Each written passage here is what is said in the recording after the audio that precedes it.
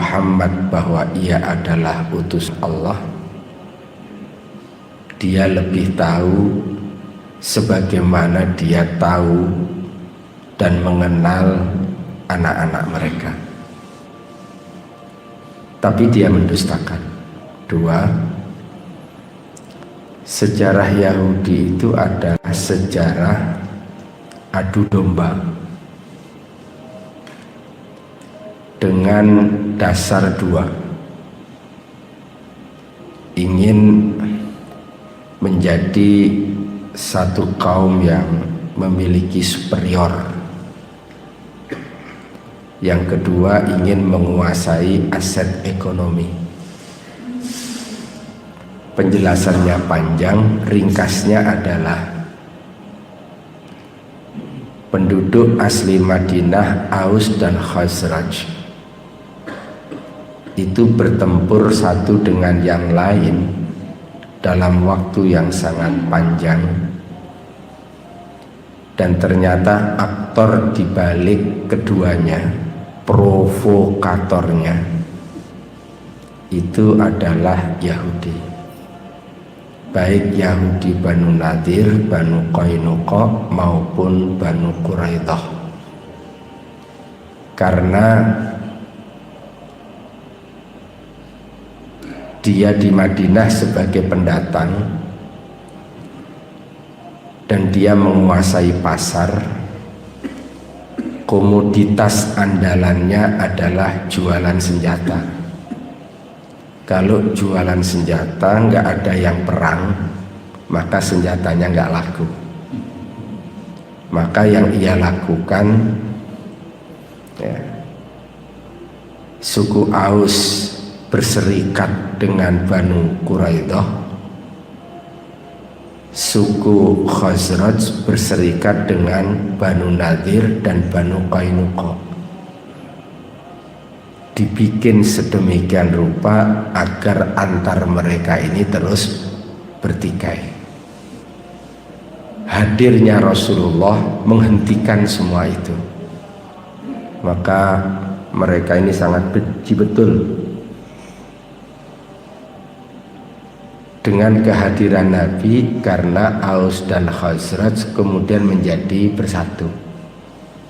Yang ketiga, yang kita tak boleh lupa, sejarah Yahudi itu adalah sejarah pengkhianatan terhadap sesuatu yang telah disepakati.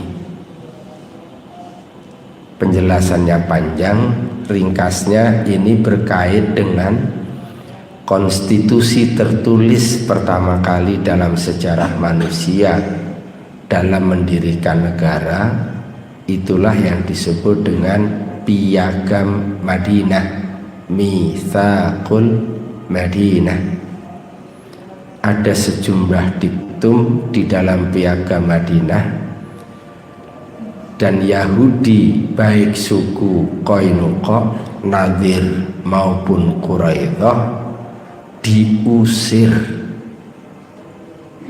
ya, oleh Rasulullah Sallallahu Alaihi Wasallam. Semuanya disebabkan karena pengkhianatan mereka terhadap Piagam Madinah. Nah, di poin 3 ini, Bapak dan Saudara, saya ingin kita mendalami. Maka saya mohon izin kemarin sama Ustadz Sabarudin, Ustadz, gimana kalau kita selah tema pembahasan kitab kita dengan tematik ini, dan insyaallah kita akan berusaha untuk menghayati terkait dengan poin yang ketiga ini. Jamaah rahimakumullah,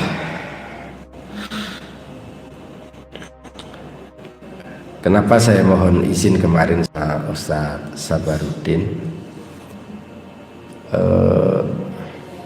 Saya itu begini, kalau mengenang pengusiran Yahudi Banu Nadir ini, dan kemudian membaca ayat 2 dari surat Al-Hasyr, kok kayaknya gitu ya Pak, peristiwa yang kita ikuti dalam beberapa hari, bahkan sudah lebih dari 1 bulan ini, kok ini seolah peristiwa yang berulang. Dan ada pesan penting, yaitu pesan tauhid yang kita tidak boleh lupakan di dalam mendengar, membaca dari berbagai berita yang datang menghampiri kita. Maka oleh karena itulah, Bapak-bapak dan saudara, saya ingin mengajak pagi ini untuk kita mengungkap dan mentadabburi satu firman Allah di dalam surat Al-Hasyr. Bapak-bapak, surat Al-Hasyr, yang surat Al-Hasyr itu artinya pengusiran. Namanya juga udah surat pengusiran nih. Al-Hasyr itu pengusiran.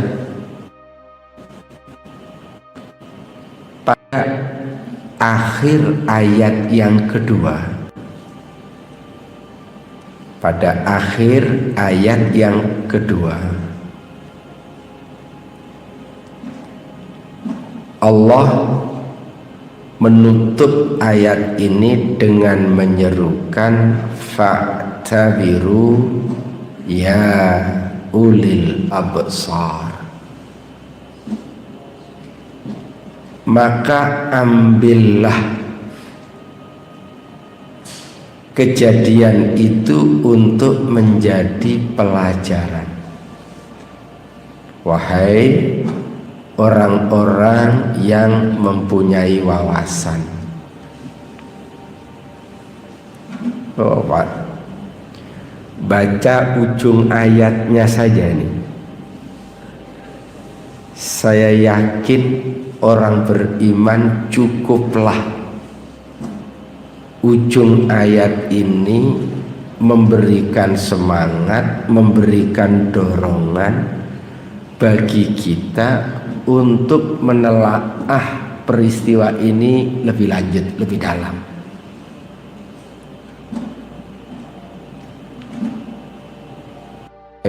Orang-orang yang mempunyai wawasan. Saya pernah menyampaikan di kajian kita bahwa Al-Quran itu syarat penuh dengan kisah. Bahkan satu dari 3 tema besar di dalam Al-Quran itu tentang kisah. Ada tema tauhid, tema keimanan, ada tema syariah, tema ibadah, ada tema tentang kisah. Dan di dalam Al-Quran itu banyak mengkisahkan peristiwa-peristiwa masa lalu. Tetapi Al-Quran itu bukanlah buku kisah. Al-Quran banyak menceritakan tentang peristiwa masa lalu, tapi Al-Quran itu bukan buku cerita. Karena substansi masalahnya ketika kisah itu dihadirkan adalah untuk diambil pelajaran. Untuk diambil pelajaran. Maka Al-Quran itu kita petunjuk, dan dibalik kisah yang dikisahkan, cerita yang diceritakan di dalam Al-Quran itu banyak petunjuk. Dan dalam konteks inilah kita akan membahas ini. Jamaah rahimakumullah. Ya. Di Madinah itu ada 3 suku Yahudi. Satu bernama Qainuqa, 2 bernama Quraidah, 3 bernama Nadir. Dan kita akan bahas nanti Nadir. Di Madinah ada 2 suku asli, yakni Aus dan Khazraj. Ada 2, Aus dan Khazraj.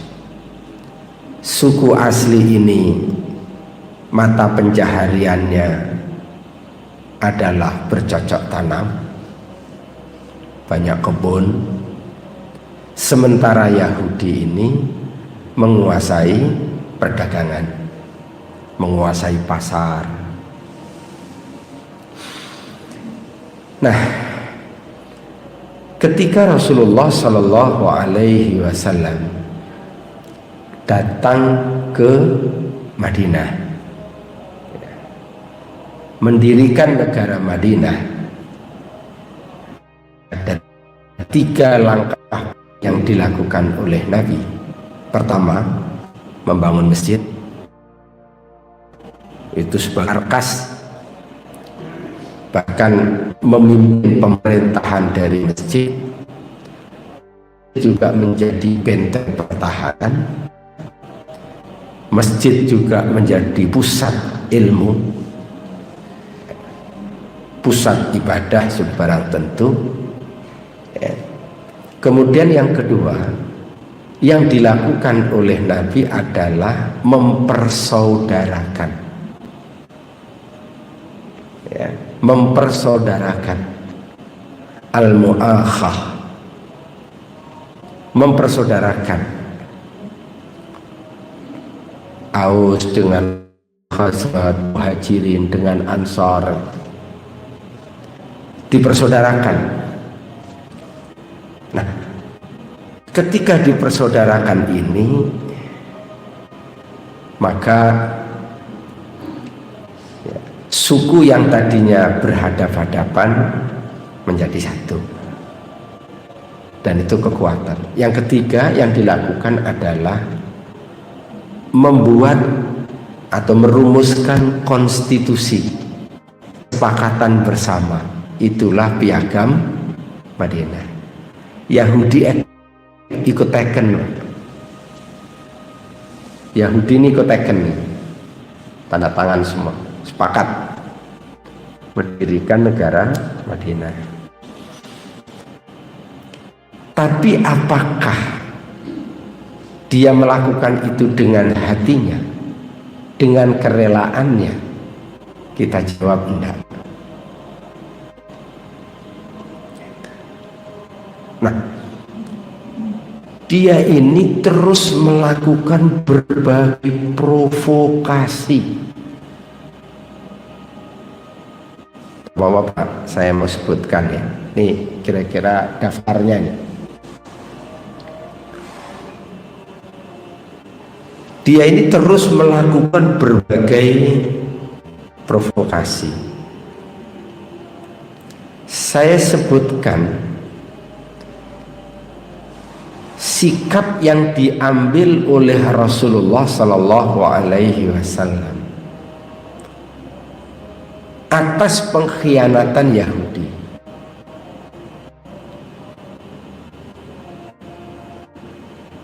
Pertengahan bulan Syawal 2 Hijriah itu benteng Banu Qainuqa dikepung selama 15 hari. 14 Rabiul Awal tahun ketiga Hijriah Ka'ab bin al-Ashraf dieksekusi. Rabiul Awal 4 Hijriah Banu Nadir dikepung. Zulqa'dah 5 Hijriah setelah peristiwa perang Ahzab ini, nggak pakai jeda ini, dari peristiwa perang Ahzab, benteng Banu Quraidah dikepung selama 25 hari dan diakhiri dengan sekitar 600 sampai 700 dieksekusi. Baik, ini selintas dulu. Jamaah rahimakumullah, kenapa mereka berani melakukan pengkhianatan? Dan apa bentuk pengkhianatannya? Yang saya ingin sebutkan di sini adalah mereka itu melakukan pengkhianatan dan berani, ya, mengkhianati Rasulullah Sallallahu Alaihi Wasallam disebabkan karena mereka ini merasa sangat kuat. Satu. Yang kedua, mereka ini menguasai media.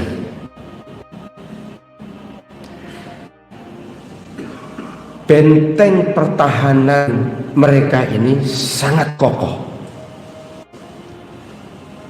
Mudah-mudahan Bapak-bapak kalau umroh di Madinah, coba sempatkan untuk lihat, ya, bentengnya Ka'ab bin al-Ashraf Banu Nadir. Benteng mereka itu berlapis dan komoditas handalan mereka dalam perdagangan adalah jual senjata. Bentengnya kokoh, berlapis, persenjataan sangat kuat, ekonomi dipegang sama mereka. Dan seorang bernama Ka'ab bin al-Ashraf ini penyair ulung. Bapak-bapak, kalau saya sebutkan soal syair, ya, itu agak sulit kalau dikonotasikan dengan keadaan sekarang terkait dengan syair. Orang dulu, Pak, bisa nangis berhari-hari, satu kampung bisa bareng-bareng angkat senjata, itu karena terpukau oleh syair. Aus dan Khazraj ini setelah masuk Islam hampir saja baku hantam.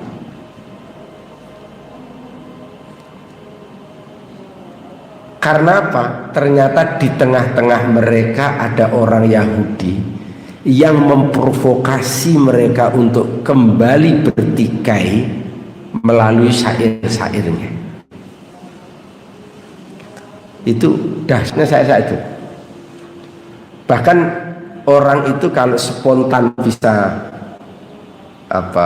merumuskan syair, ada penguasa lewat lalu dan dia sambut dengan syair yang indah, itu kompensasinya emas.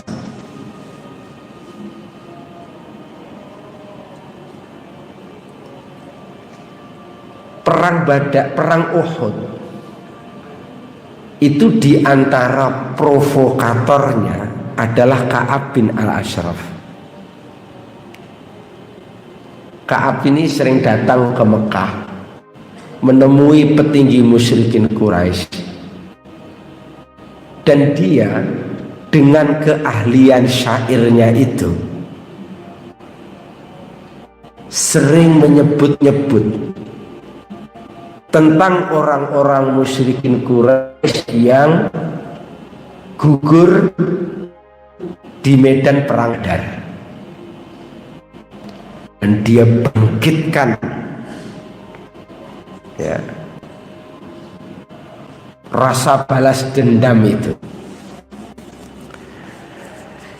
Ini gambaran tentang Yahudi pada saat itu, sampai-sampai dilukiskan. Kita lihat nih ayatnya ya, Masya Allah Bapak Ibu. Ini kalau kita baca berita ya yang sekarang ini, jangan lupa ayat ini. Ayat ini, kisah ini, surat Al-Hasyr ini diawali dengan Sabbaha lillahi ma fis samawati wa ma fil ardh wa huwal azizul hakim. Sabbaha lillah, telah bertasbih kepada Allah. Siapa yang bertasbih? Ma fis samawati, apa yang ada di langit. Siapa yang bertasbih? Wa ma fil ardh, dan apa yang ada di bumi.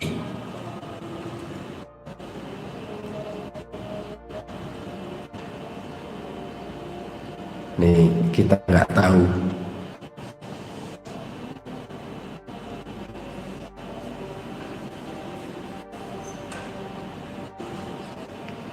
apa yang ada di bumi Palestina.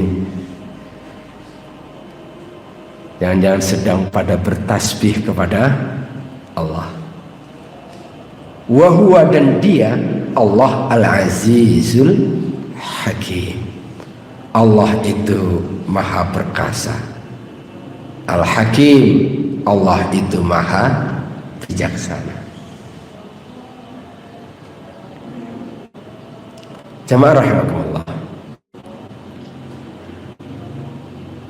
Ayat yang keduanya mengkisahkan tentang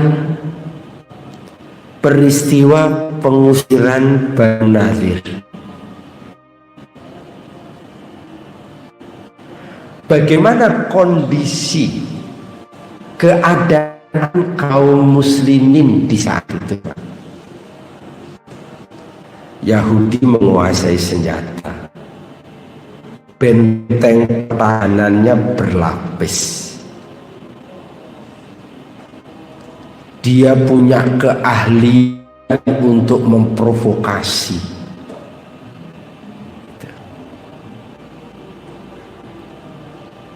Dia punya keahlian untuk itu.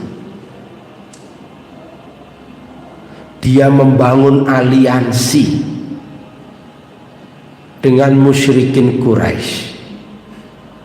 Ada jaringan. Kaum muslimin memandang itu, ini kelas para sahabat pada waktu itu loh, dilukiskan dalam ayat ini.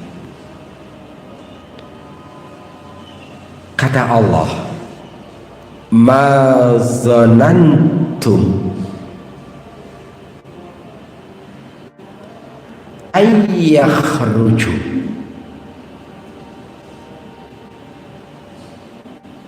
kata Allah, ma zanantum, kalian tidak menyangka, ayyakhruju, bahwa mereka akan keluar.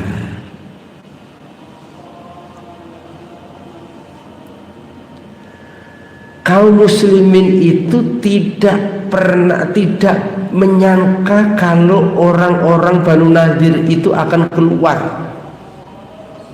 dari Madinah. Gimana mengeluarkannya? Gimana menembus benteng pertahanannya? Mereka ini menguasai semuanya. Orang-orang beriman itu menyangka, tidak menyangka kalau mereka itu akan bisa keluar. Oh, Pak. Hari-hari ini kita disuguhkan oleh berbagai analisa sebegitu hebatnya Israel.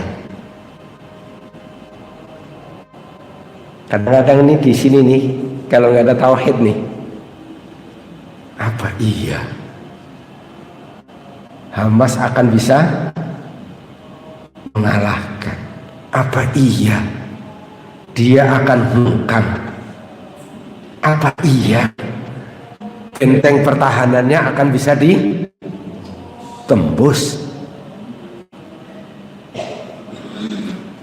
Dikirim rudal langsung dihadang. Apa iya? Pak, orang kalau pakai matematik nggak akan mungkin, Pak.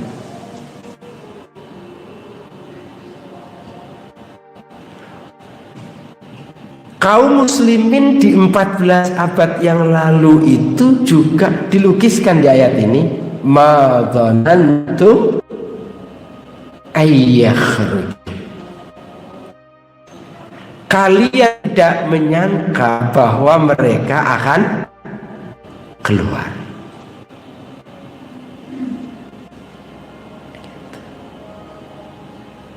Nih, satu poin.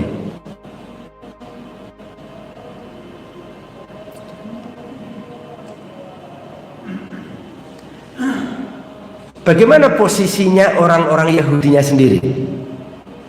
Posisi orang-orang Yahudinya, wa dhannu annahum mani'atuhum husunuhum minallah.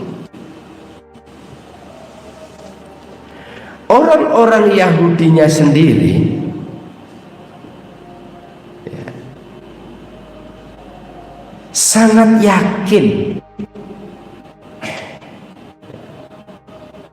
bahwa mereka itu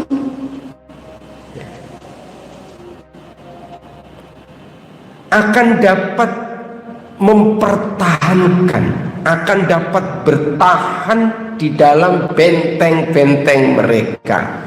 Bertahan dari apa? Bertahan dari kemungkinan datangnya azab Allah.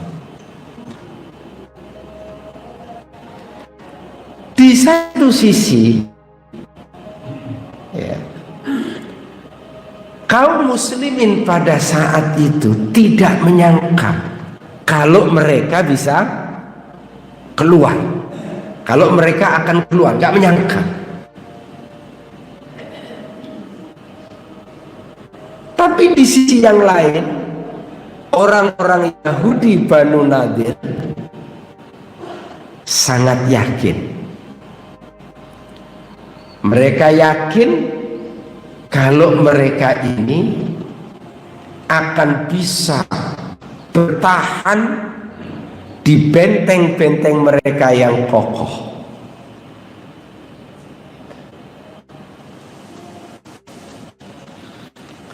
Kira-kira perasaan itu ada nggak sekarang? Bapak kalau baca berita itu ya, baca analisa militer gitu ya, siapa tuh yang bisa ngadepin Israel? 3 negara loh Pak, kalah loh. Tahun berapa tuh? 67 ya, Mesir, Yordan, Lebanon. Saat itu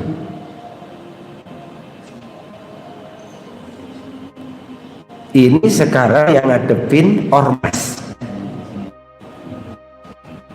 Gaza itu kan sekecamatan ya, kalau di Jakarta. Ngadepin Israel. Apa iya gitu ya? Orang akan apa iya gitu.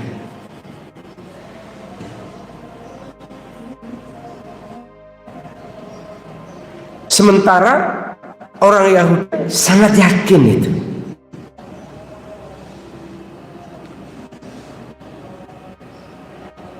Apa yang terjadi? Yang terjadi adalah fa'atahumullahu min haitsu lam yahtasibu. Maka Allah mendatangkan kepada mereka siksa, azab, bencana. Fa'atahullahu min haitsu lam yahtasibu, dari sisi yang tidak pernah mereka duga-duga. Oke, kita nggak bicara sekarang, coba kita bicara 14 abad yang lalu. Bapak,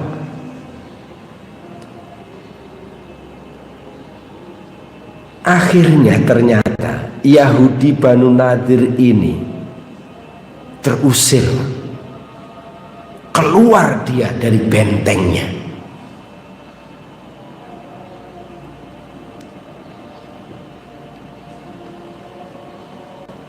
Dan sama sekali dia tidak pernah duga itu akan terjadi.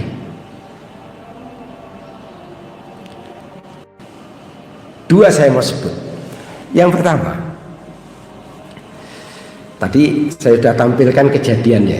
Ini kejadiannya tahun keempat, Pak. Tapi saya mau tarik dulu yang tahun ketiga. Tahun ketiga Hijriah, yang tadi ya, tahun ketiga Hijriah bulan Rabiul Awal, bahwa Pak, sesuatu yang tidak pernah dibayangkan, seorang Ka'ab ini ibunya dari suku Nadir nanti. Ini orang nomor satunya nih. Ka'ab yang dia punya pertahanan yang benteng yang sangat kuat itu, yang sangat kokoh. Dia ahli syair, dia pun juga ahli perang. Dia juga jagoan kalau berantem. Rambutnya panjang dia. Ka'ab bin Al-Ashraf. Ternyata benteng Ka'ab yang kokoh itu tertembus oleh 5 anak muda. Satu kali Rasulullah lagi duduk-duduk, karena Ka'ab ini luar biasa yang dilakukan oleh Ka'ab. Kita lihat Pak ya. Nanti Ka'ab ini kerjaannya mengolok-olok Nabi, menyanjung-nyanjung Quraisy, membangkitkan semangat untuk menghadapi kaum muslimin, melantungkan syair sambil menangis mengumbar air mata, menyebut orang-orang menjadi korban dan dimatikan di dalam sumur Badar, mengajak mereka untuk menyerang kaum muslimin, menjelek-jelekan istri para sahabat. Dan sebelum ya ini, dan dia ini punya benteng yang sangat kokoh. Nah, satu kali Rasulullah lagi kumpul, Rasulullah nanya, man li Ka'ab, siapa yang bisa membereskan Ka'ab? Siapa yang bisa membereskan Ka'ab? Ada 5 anak muda, Pak. Satu, Muhammad bin Maslamah, masih ada hubungan saudara sama ini Ka'ab. Abu Nailah, saudara susuan. Ubad bin Bishr, Al-Harith bin Aus, Abu Abbas bin Jabir. 5 ini ambil peran dia dengan pertolongan Allah. 5 ini mampu menembus pertahanan bentengnya Ka'ab bin Al-Ashraf, masuk ke dalam, ke jantungnya, dan bisa bertemu dengan Ka'ab dengan keamanan yang berlapis itu, dengan berbagai cara. Pada akhirnya mengeksekusi Ka'ab.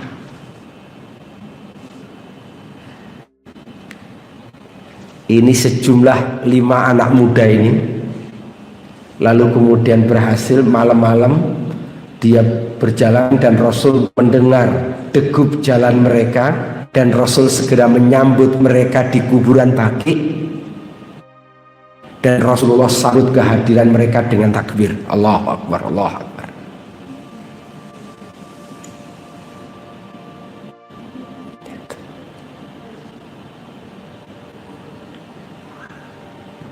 Mitos ya yang sangat dikenal di saat itu, seolah-olah bentengnya Ka'ab bin Al-Ashraf itu tidak bisa ditembus dan orang tidak bisa menghadapi Ka'ab, itu runtuh. Nah, setahun kemudian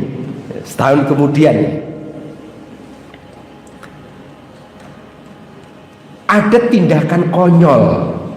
Ini Allah tuh kalau ini tidak diduga-duga. Rasulullah itu sedang dilakukan oleh Banu Nadir uji coba pembunuhan. Rasulullah itu diundang untuk datang ke jamuan makan Banu Nadir, karena ada satu yang harus dibicarakan. Tetapi mereka ini punya niat jahat, dan itulah Yahudi. Apa niat jahatnya? Rasulullah itu diundang makan, mau dan ditempatkan di tempat yang sudah ditentukan, dan ada yang ditugaskan di atas. Untuk apa? Menjatuhkan gilingan, mesin gilingan di atas.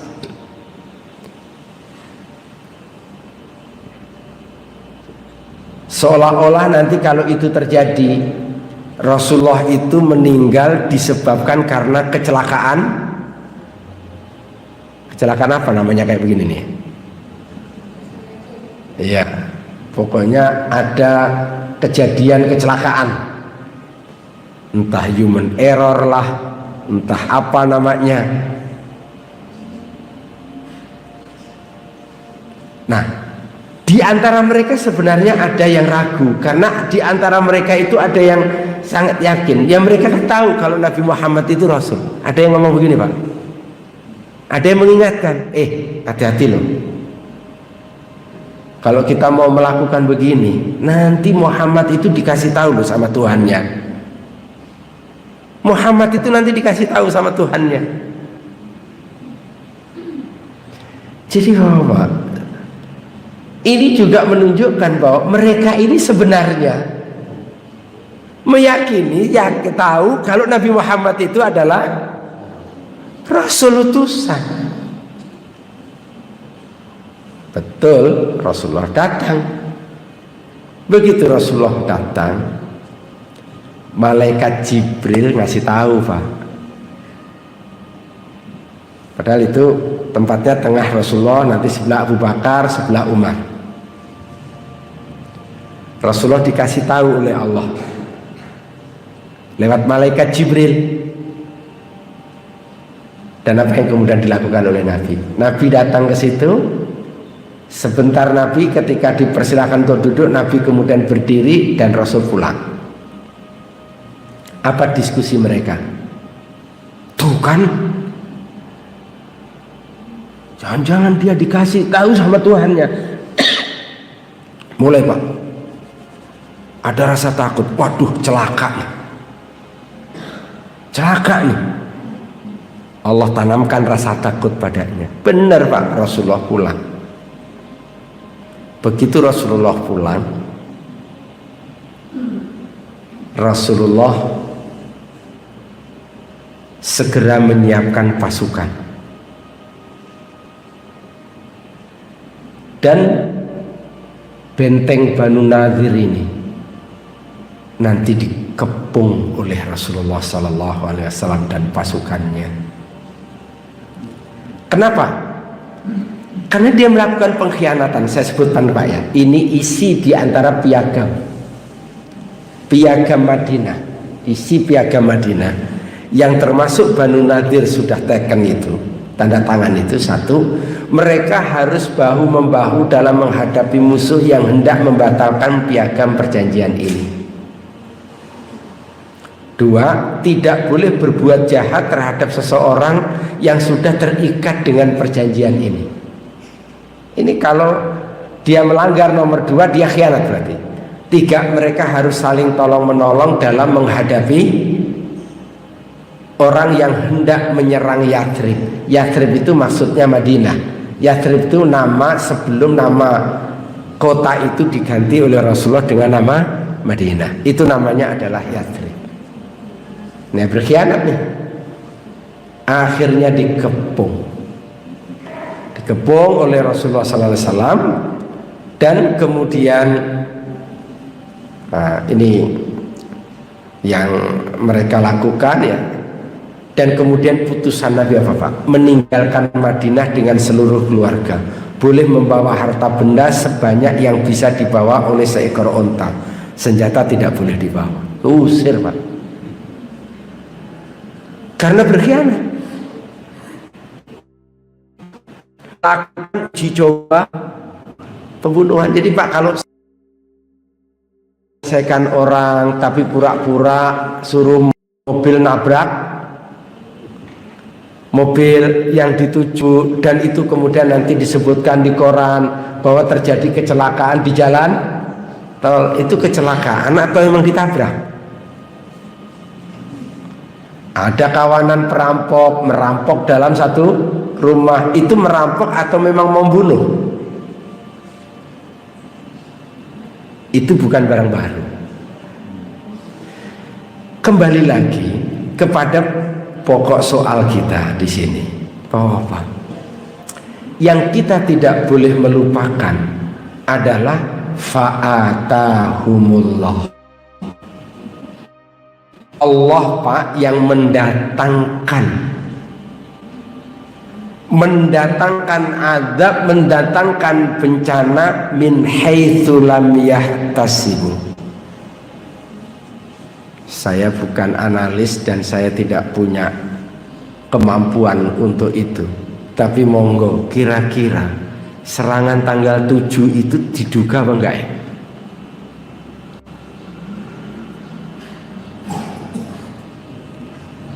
Baik. Ayat ini pun diawali dengan huwa. Awal ayatnya ini, huwa, dialah Allah alladzi yang akhraj, yang mengeluarkan. Siapa yang dikeluarkan? Alladzina kafaru. Ya, kalau Allah yang berkehendak, Allah yang punya kemampuan, Allah yang menguasai, nggak akan kurang jalan. Nah, baik. Begitu itu semua terjadi, wa qadzafa fi qulubihimur ru'ba. Allah tiupkan rasa takut dalam diri mereka, dalam diri orang-orang Yahudi. Oh Pak, jadi kita juga harus paham ya, di balik kokohnya benteng dia itu sebenarnya juga menunjukkan kepengecutan dia. Gitu loh. Di balik ya, pengamanan mereka yang berlapis itu juga menunjukkan bahwa mereka itu sebenarnya takut sama mati.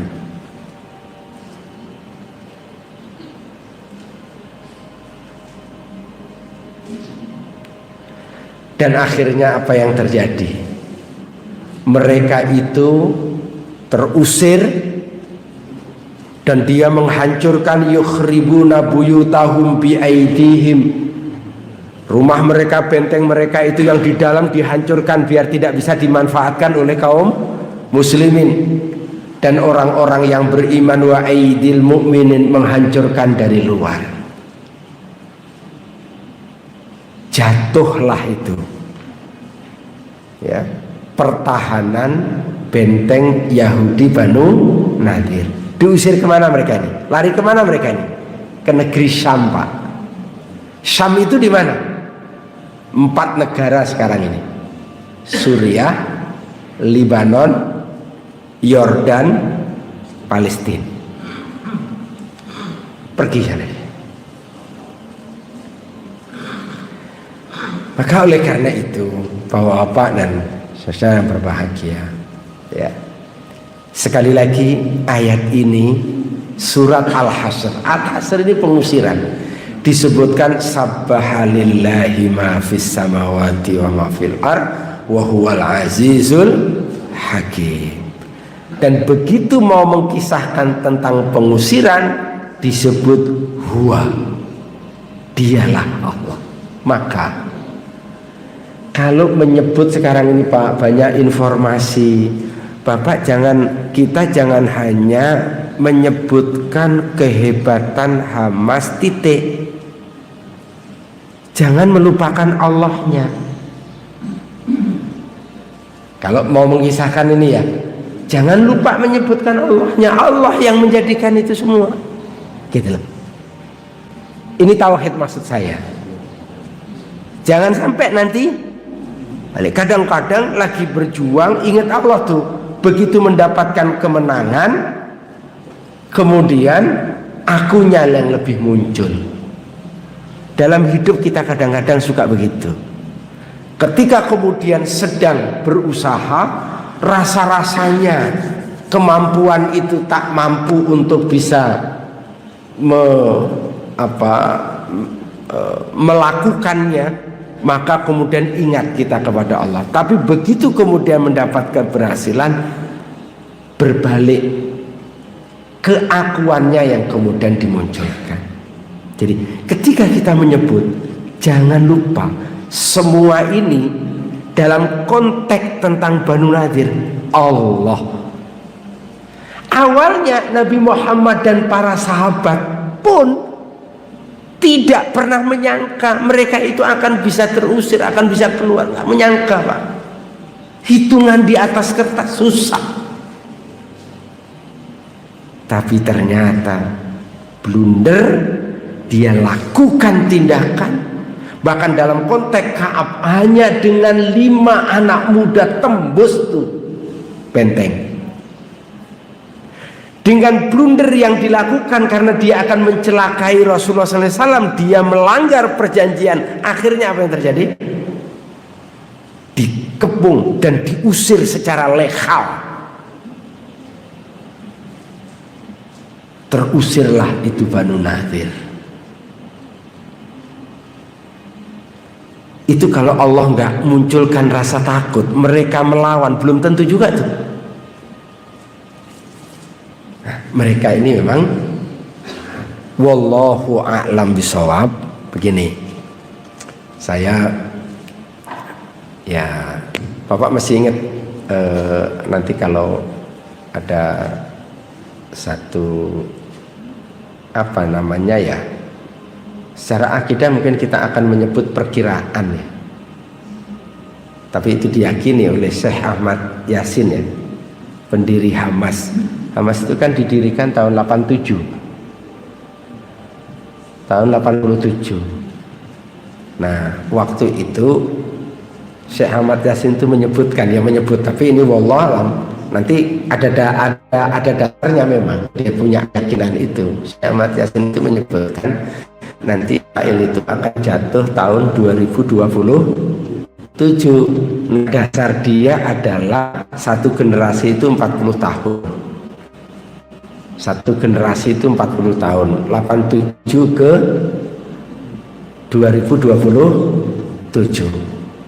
Nah, itu yang beliau yakini sebagai dasar itu adalah kisah Nabi Musa dengan Bani Israel yang kemudian diganti generasi setelah 40 tahun. Wallahu a'lam. Kita tidak bisa memastikan itu, tapi itulah yang menjadi keyakinan mereka. Bapak-bapak dan saudara, tapi poinnya dalam kajian kita ini sebagaimana temanya pesan tauhid. Pesan tauhid. Tema kita adalah soal pesan tauhid.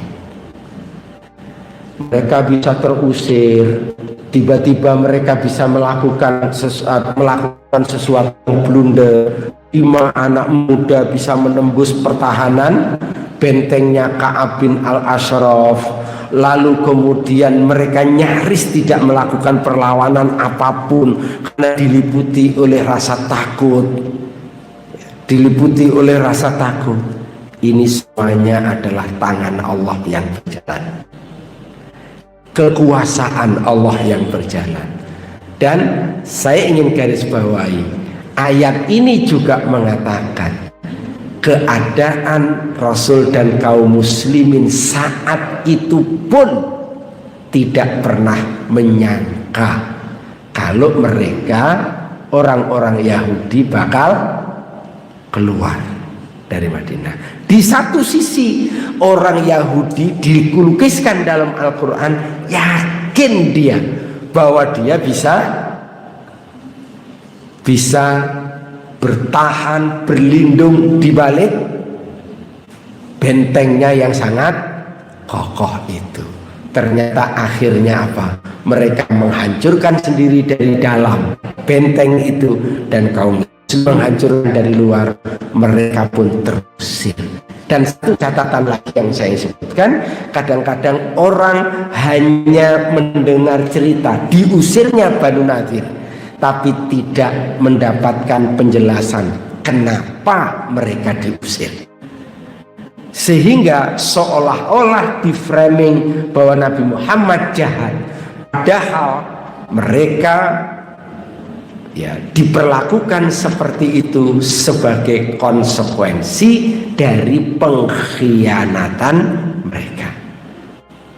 Saya kira inilah yang bisa disampaikan dalam kesempatan ini, dan karena itu saya mohon diselah tadi bahwa baik kalau Bapak Ibu membaca kisah di dalam surat Al-Hasr ini.